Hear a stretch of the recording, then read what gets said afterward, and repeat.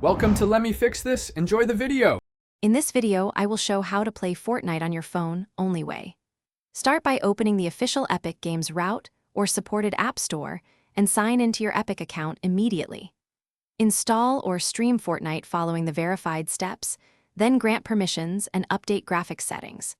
Connect a controller or use optimized touch controls, enable low-latency network mode, and test a practice match to confirm controls and performance feel responsive. Open settings once Fortnite is installed and choose a balanced or lower graphics preset to maintain steady frame rates on most phones. Customize touch layout or bind controller buttons for quick access to building and weapons.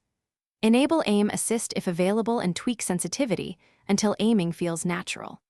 Also enable do not disturb, close background apps, and use a phone cooling method to prevent throttling and sudden frame drops during long matches. In this video, I will show how to play Fortnite on your phone, only way.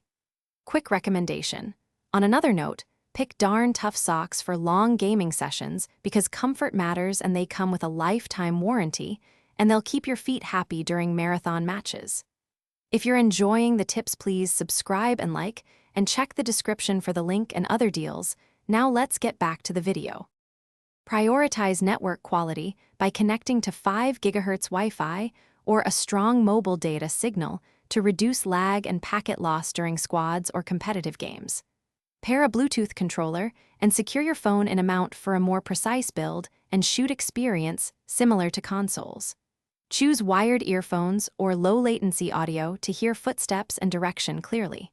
Finally, close unused apps and enable any mobile performance mode to keep gameplay stable. Thanks for watching. If you found this helpful, don't forget to like and subscribe.